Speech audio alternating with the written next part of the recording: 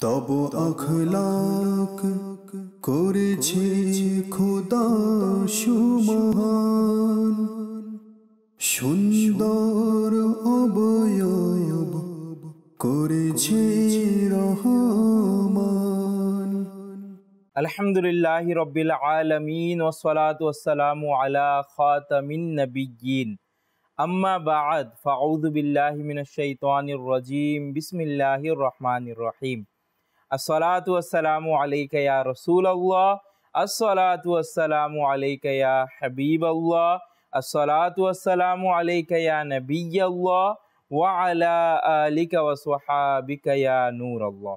মদিনী চ্যানেলের দর্শক শ্রোতা, দুরূদ শরীফের অসংখ্য অগণিত ফজিলত বিভিন্ন হাদিস গ্রন্থে বর্ণিত রয়েছে, যার মধ্য হতে খুবই চমৎকার একটি ফজিলত হচ্ছে ক্বালা রাসূলুল্লাহ সাল্লাল্লাহু তাআলা আলাইহি ওয়া আলিহি ওয়াসাল্লাম, মান সাল্লা আলাইয়া ওয়াহিদাতান সাল্লাল্লাহু আলাইহি আশারান।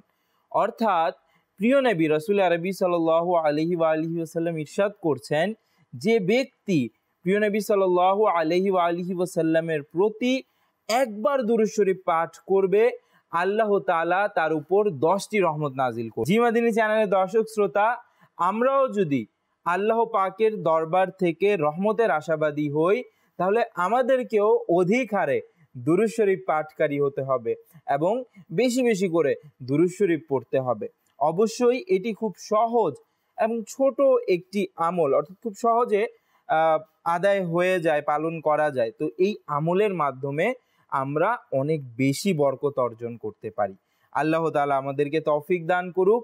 সাল্লু আলাল হাবিব সাল্লাল্লাহু তাআলা আলা মুহাম্মদ সাল্লাল্লাহু আলাইহি ওয়া আলিহি ওয়াসাল্লাম। মদিনী চ্যানেলের দর্শক শ্রোতা, আপনাদের আবারও একবার স্বাগতম জানাচ্ছি মদিনী চ্যানেল বাংলার অনুষ্ঠান সিরাতে মুস্তাফা সাল্লাল্লাহু তাআলা আলাইহি ওয়া আলিহি ওয়াসাল্লাম।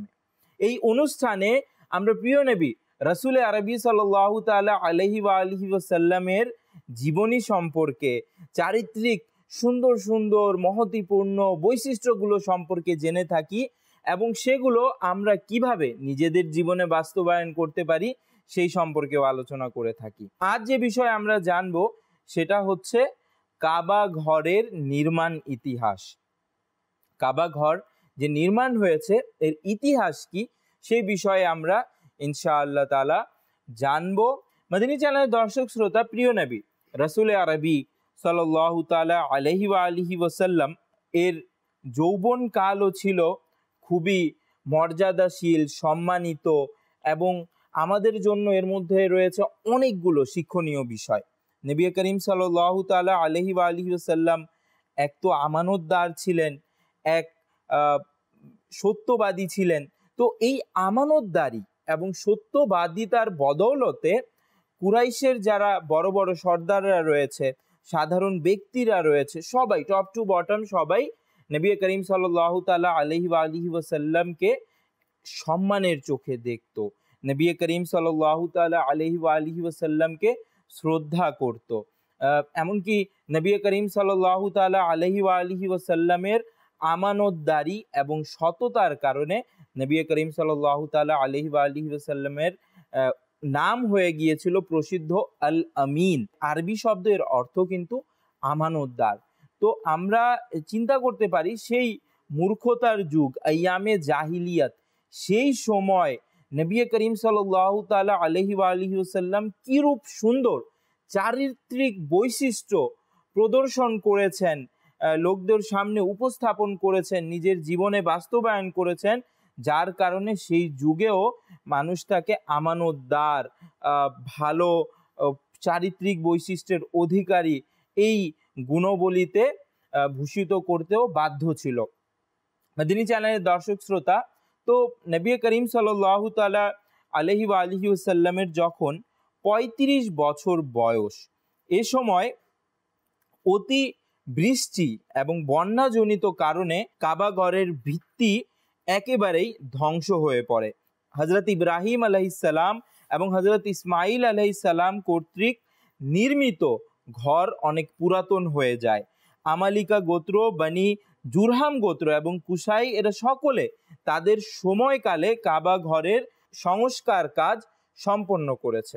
কিন্তু কি হয়, যেহেতু কাবা ঘর তৎকালীন সময় জমিন থেকে অনেকটা লাগানো ছিল, তো এর ফলে কি হতো যে যখনই বৃষ্টি হতো বা কিছু হতো, তো কাবা ঘর ক্ষতিগ্রস্ত হয়ে যেত, কখনো কিছু ভেঙে যেত, কখনো কোনো কিছু ঢলে পড়তো।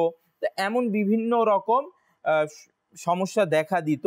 এই সমস্যা সমাধানের জন্য কুরাইশের বিভিন্ন গোত্র বৈঠক করলো এবং সিদ্ধান্ত নিল যে আমরা কাবা ঘর পুনরায় নির্মাণ করব, অর্থাৎ বর্তমান যে ঘর রয়েছে সেই ঘরকে ভেঙে আমরা পুনরায় কাবা ঘর আরো দৃঢ়ভাবে, আরো মজবুতভাবে নির্মাণ করব, যেন প্রাকৃতিক বিভিন্ন দুর্যোগে কাবা ঘর বিপর্যস্ত হয়ে না পড়ে। এই উদ্যোগ নিয়ে তারা কাজ শুরু করে দিল।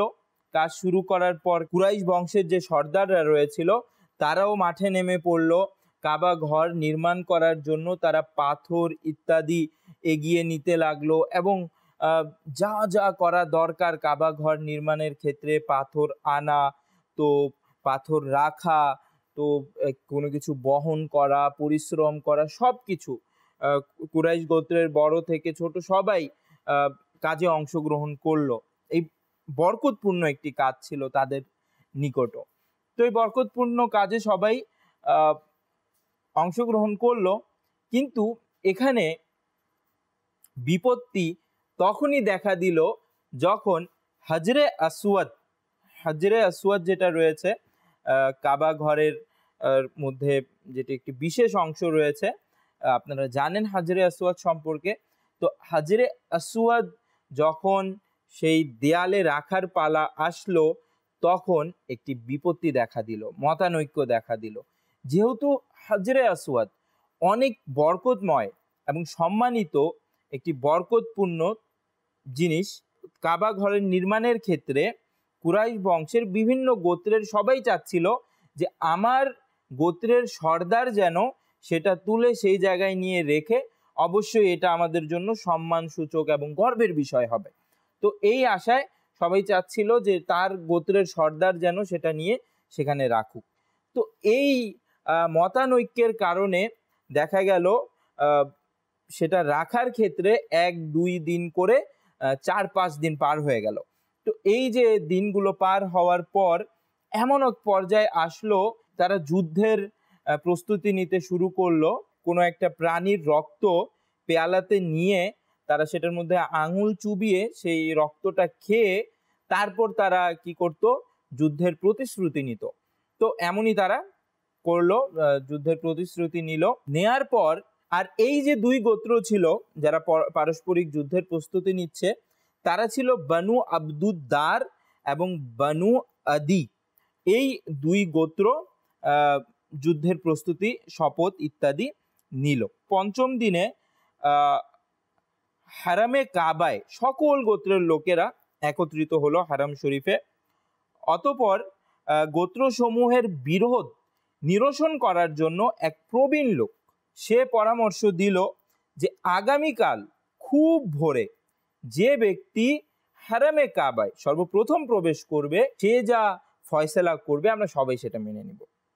আল্লাহ তাআলার কি দয়া হলো, পরের দিন সর্বপ্রথম ভোরে যিনি কাবা শরীফে, হেরেম শরীফে প্রবেশ করেন, তিনি ছিলেন নবী করিম রউফুর রহিম সাল্লাল্লাহু তাআলা আলাইহি ওয়া আলিহি ওয়াসাল্লাম। আর যখন তারা এসে দেখলো যে প্রিয় নবী সাল্লাল্লাহু তাআলা আলাইহি ওয়া আলিহি ওয়াসাল্লাম সর্বপ্রথম কাবা শরীফে এসেছেন, সবাই খুশি হয়ে গেল। এই খুশি হওয়ার কারণ ছিল যে নবী করিম সাল্লাল্লাহু তাআলা আলাইহি ওয়া আলিহি ওয়াসাল্লামের সততার আর ব্যাপারে, নবী করিম সাল্লাল্লাহু তাআলা আলাইহি ওয়া আলিহি ওয়াসাল্লামের আমানতদারির ব্যাপারে তারা তো পূর্ব থেকেই অবগত ছিল। তো তারা নবী করিম সাল্লাল্লাহু তাআলা আলাইহি ওয়া আলিহি ওয়াসাল্লামকে সেখানে দেখে আনন্দিত হয়ে গেল যে ইনি তো আল আমিন, ইনি তো আমানতদার, ইনার কথা মানতে আমাদের কারো কোনো দ্বিধা নেই, কারো কোনো কিছু নেই, এক কথায় কোনো বাক্য ব্যয় ব্যতীত তার কথা মানতে আমরা রাজি। তো নবী করিম সাল্লাল্লাহু তাআলা আলাইহি ওয়া আলিহি ওয়াসাল্লামের হাতে যখন ফয়সালা স্থানান্তর করা হলো যে আপনি ফয়সালা নিন, আপনি যা ফয়সালা দিবেন আমরা তাতেই রাজি, তো নবী করিম সাল্লাল্লাহু তাআলা আলাইহি ওয়া আলিহি ওয়াসাল্লামের সুকৌশল, নবী করিম সাল্লাল্লাহু আলাইহি ওয়া আলিহি ওয়াসাল্লামের প্রজ্ঞা, জ্ঞান, হিকমত, এটা তো তুলনা হয় না। নবী করিম সাল্লাল্লাহু তাআলা আলাইহি ওয়া আলিহি ওয়াসাল্লাম নিজের বরকতময় চাদর বিছিয়ে দিলেন। সেই বরকতময় চাদরের মাঝে হাজরে আসওয়াদকে রাখলেন। সেই গোত্রগুলোকে বললেন, তোমাদের যারা নেতা রয়েছে, তোমরা এক একজন প্রতিনিধি নির্বাচন করো, নেতা নির্বাচন করো এবং তাদেরকে পাঠাও, যাদের মাধ্যমে তোমরা হাজরে আসওয়াদটা কাবা শরীফে রাখতে চাচ্ছ, তাদেরকে পাঠাও। তো গোত্রের লোকেরা নিজেদের প্রতিনিধি নেতা নির্বাচন করে এক একজনকে পাঠালো। নবী করিম সাল্লাল্লাহু তাআলা আলাইহি ওয়া আলিহি ওয়াসাল্লাম নিজের চাদর মুবারকের মাধ্যমে সবাইকে এই সৌভাগ্য দিলেন যে সবাই হাজরে আসওয়াদকে তুলে নিল, উঠিয়ে নিল এবং নবী করিম সাল্লাল্লাহু তাআলা আলাইহি ওয়া আলিহি ওয়াসাল্লাম নিজের বরকতপূর্ণ হাতে হাজরে আসওয়াদকে কাবা শরীফে স্থাপন করলেন। এভাবেই সুকৌশলে নবী করিম সাল্লাল্লাহু তাআলা আলাইহি ওয়া আলিহি ওয়াসাল্লাম এমন একটি যুদ্ধের সমাধান দিয়ে দিলেন, এমন একটি যুদ্ধ এবং ঝগড়ার মীমাংসা দিয়ে দিলেন, যার কারণে হয়তো হাজার হাজার শত শত মানুষের রক্ত প্রবাহিত হতো, বিভিন্ন মানুষ মারা যেত, বিভিন্ন মানুষকে হত্যা করা হতো, বিভিন্ন মানুষ হত্যা করত। তো এই যে সব অপকর্মের ইতি টানলেন, তার সূচনার পূর্বেই নবী করিম সাল্লাল্লাহু তাআলা আলাইহি ওয়া আলিহি ওয়াসাল্লাম নিজের প্রজ্ঞাময় ফয়সালার মাধ্যমে। দ্বীনে ইসলাম কিন্তু আমাদেরকে মীমাংসাই শিক্ষা দেয়। নবী করিম সাল্লাল্লাহু তাআলা আলাইহি ওয়া আলিহি ওয়াসাল্লামের আদর্শই মীমাংসা। আমরা কোন দিকে যাচ্ছি একটু আমাদের চিন্তা করা দরকার। আমরা মানুষের ঝগড়া দেখে মজা নেই। আমরা একজন অপরজনের সাথে ঝগড়া হলে আরো তাদেরকে কানে কানে আরো কিছু বিষ তাদের কানে ঢেলে দেই, যেন তাদের ঝগড়া আরো বেড়ে যায়। সাধারণ একটা সংসারে স্বামী স্ত্রীর যেই সম্পর্ক, যেটার কারণে যদি তারা একত্রিত না থাকে, তাদের যারা বাচ্চা রয়েছে, সন্তান রয়েছে, তারাও অভিভাবকহীনতায় ভুগবে। সেই পরিস্থিতি আমরা তৈরি করে দেই কিভাবে, যে যেখানে তাদের ঝগড়া হয়েছে তাদেরকে একে অপরকে বুঝিয়ে সমাধানের স্থলে আমরা একে অপরকে বলি যে হ্যাঁ ভালোই হয়েছে, ছেড়ে দাও, এমন মানুষের সাথে আর কতদিন, এই সমস্যা সেই সমস্যা, এভাবে করে করে আমরা সামাজিকতা নষ্ট করে দেই, বিভিন্ন মানুষের জীবন নষ্ট করে দেই।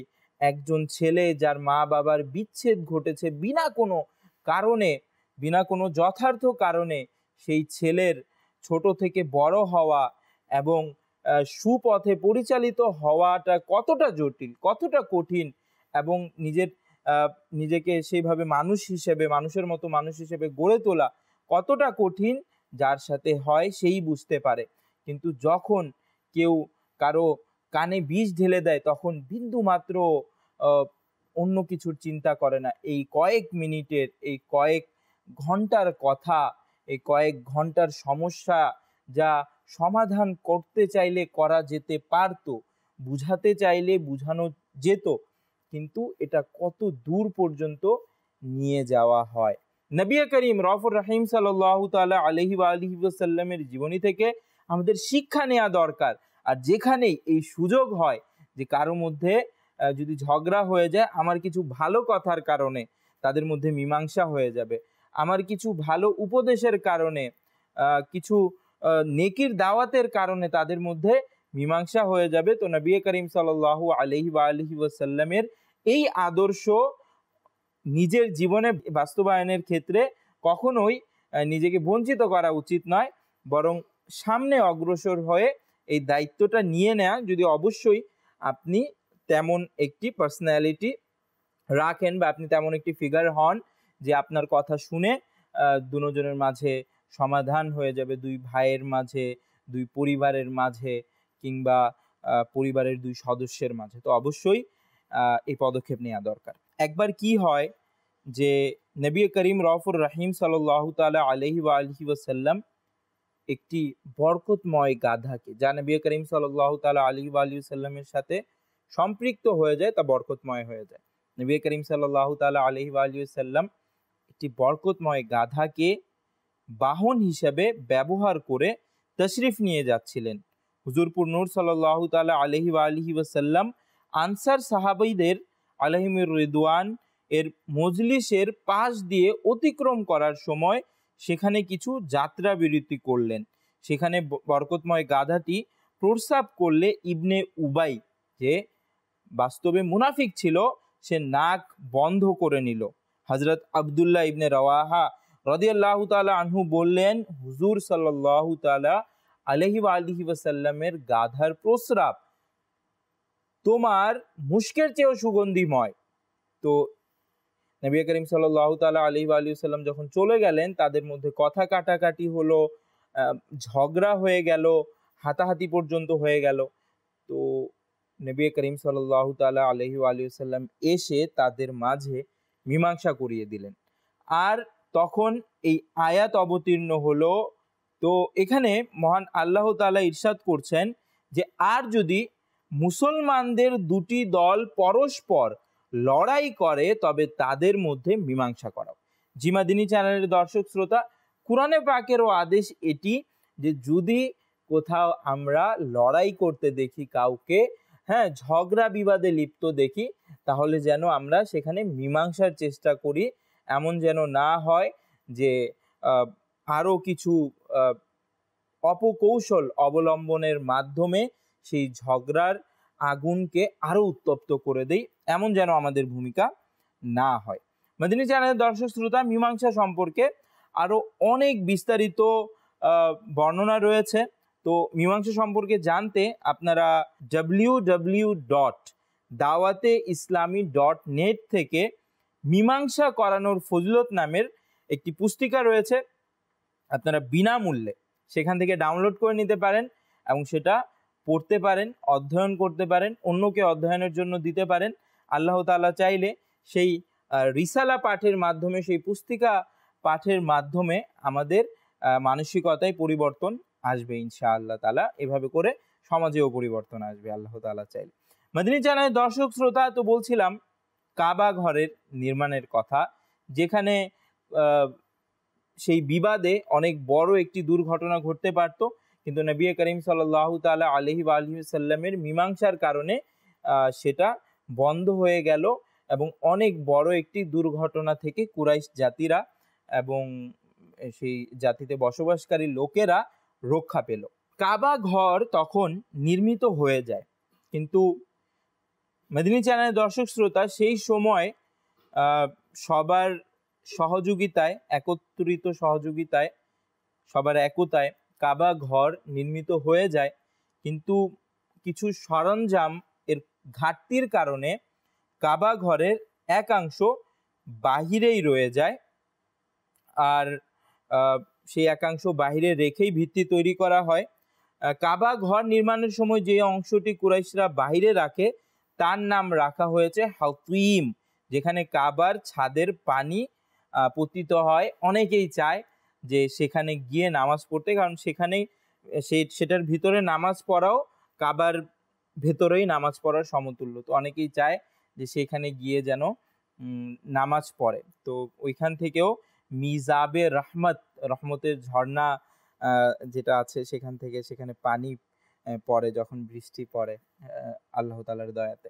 মাদিনী চ্যানেলের দর্শক শ্রোতা, তো সেই বরকতপূর্ণ জায়গার ব্যাপারে যারা উমরা করে, হজ করে, তারা অবশ্যই জিয়ারত করে।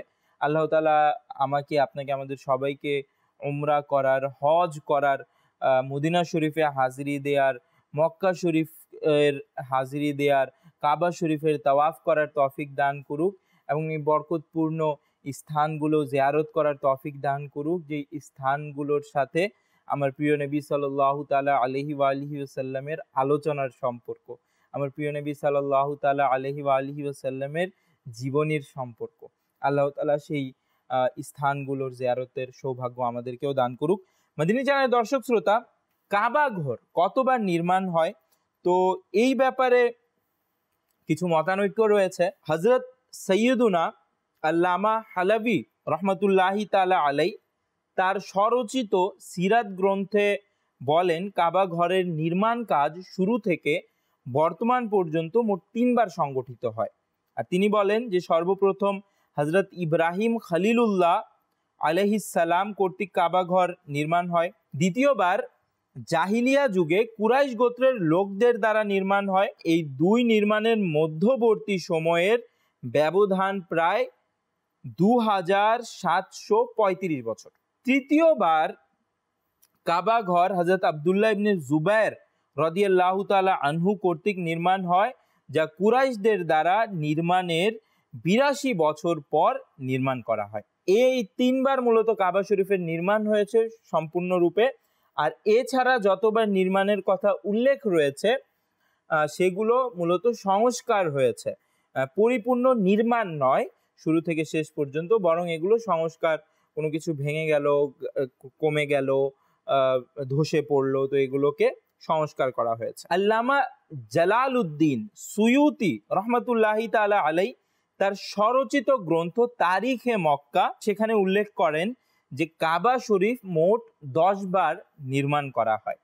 তো তার মতামত আমরা জেনে নিব যে 10 বার কখন কখন নির্মাণ করা হয়। তিনি বলেন সর্বপ্রথম ফেরেশতারা ঠিক সোজা বাইতুল মামুরের নিচে পৃথিবীতে খানায়ে কাবা তৈরি করেন। এরপর হযরত আদম আলাইহিস সালাম কাবা ঘর নির্মাণ করেন। তৃতীয়ত হযরত আদম আলাইহিস সালামের বংশধরেরা নির্মাণ করেন।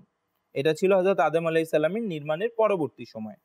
চতুর্থবারে হযরত ইব্রাহিম আলাইহিস সালাম এবং তার বংশধর হযরত ইসমাঈল আলাইহিস সালাম এই পবিত্র ঘর নির্মাণ করেন, যার কথা আমরা পবিত্র কালামে পাকে আল্লাহ তাআলার কালামের মধ্যে কালামুল্লাহ শরীফে কুরআন মাজিদে পাই। এবং পঞ্চমবারে আমালেকা গোত্রের লোকেরা কাবা ঘর নির্মাণ করলেন। ষষ্ঠবারে জুরহাম গোত্রের লোকেরা পবিত্র কাবা ঘর নির্মাণ কাজ সম্পন্ন করেন। সপ্তমবারে কুরাইশদের পূর্বপুরুষ কুসাই ইবনে কিলাব কাবা ঘরের নির্মাণ কাজ সম্পন্ন করেন। অষ্টমবারে বৃহত্তর পরিসরে কুরাইশ বংশের লোকেরা কাবা ঘরের নির্মাণ কাজ শুরু করেন, যেখানে প্রিয় নবী রাসূল আরবি সাল্লাল্লাহু তাআলা আলাইহি ওয়া আলিহি ওয়াসাল্লাম স্বয়ং অংশগ্রহণ করেন এবং কাঁধে পাথর বহন করে নিয়ে যান। এই যে ঘটনা সম্পর্কে আমরা অনুষ্ঠানের শুরুতে জানলাম, তো এই অষ্টমবারের কাবা শরীফের নির্মাণের ক্ষেত্রে সেই ঘটনাটা ঘটে। নবমবারে হযরত আব্দুল্লাহ ইবনে জুবায়ের রাদিয়াল্লাহু তাআলা আনহু রাসূল সাল্লাল্লাহু আলাইহি ওয়া আলিহি ওয়াসাল্লামের রেখে যাওয়া নকশা অনুযায়ী কাবা ঘর নির্মাণ কাজ সম্পন্ন করেন। তিনি হাতিমকে কাবা ঘরের অংশ হিসাবে কাবা ঘরের সীমানায় অন্তর্ভুক্ত করেন। কাবা ঘরের দরজাকে তিনি মাটি বরাবর নিচু করেন এবং পূর্বে ও পশ্চিমে 2টি দরজার ব্যবস্থা করেন। দশমবারে খলিফা আব্দুল মালিক বিন মারওয়ান এর জালিম গভর্নর হাজ্জাজ বিন ইউসুফ সাকাফি হযরত আব্দুল্লাহ ইবনে জুবায়ের রাদিয়াল্লাহু তাআলা আনহু এর উপর আক্রমণ করে তাকে শহীদ করে দেয়। সাথে সাথে তার যুগে নির্মিত কাবা ঘরের ধ্বংস সাধন করে পুনরায় তদস্থলে জাহিলি যুগের নকশা অনুযায়ী কাবা ঘর পুনঃ নির্মাণ করে, যা বর্তমানে বিদ্যমান রয়েছে। মদিনী চ্যানেলের দর্শক শ্রোতা, এই ছিল কাবা ঘর নির্মাণের ইতিহাস। মদিনী চ্যানেলের অনুষ্ঠান সিরাতে মুস্তাফা দেখতে থাকবেন। কেননা আমাদের সবচেয়ে বেশি জরুরি নবী করিম সাল্লাল্লাহু তাআলা আলাইহি ওয়া আলিহি ওয়াসাল্লামকে জানা, নবী করিম সাল্লাল্লাহু তাআলা আলাইহি ওয়া আলিহি ওয়াসাল্লামের ব্যক্তিত্বকে জানা। যখন আমি সম্পূর্ণভাবে নবী করিম সাল্লাল্লাহু তাআলা আলাইহি ওয়া আলিহি ওয়াসাল্লামকে জানবো, তার ব্যক্তিত্ব সম্পর্কে জানবো, তার আদর্শ সম্পর্কে জানবো, তা নিজের জীবনে বাস্তবায়ন করব, তখনই না ইনশাআল্লাহ তাআলা যখন কবরের মধ্যে প্রশ্ন করা হবে যে তুমি এই ব্যক্তি সম্পর্কে কি বলো, তখন উত্তর দিতে পারবো ইনি তো আল্লাহ পাকের পেয়ারা নবী রাসূল আরবি সাল্লাল্লাহু তাআলা আলাইহি ওয়া আলিহি ওয়াসাল্লাম, যার সম্পর্কে আমি পড়েছি, যার আদর্শ আমি অনুসরণ করেছি। আল্লাহ তাআলা আমাদের সবাইকে নবী করিম সাল্লাল্লাহু তাআলা আলাইহি ওয়া আলিহি ওয়াসাল্লাম সম্পর্কে জানার এবং তার আদর্শ অনুসরণ করার তৌফিক দান করুক। আগামী পর্ব দেখার আমন্ত্রণ জানিয়ে বিদায় নিচ্ছি।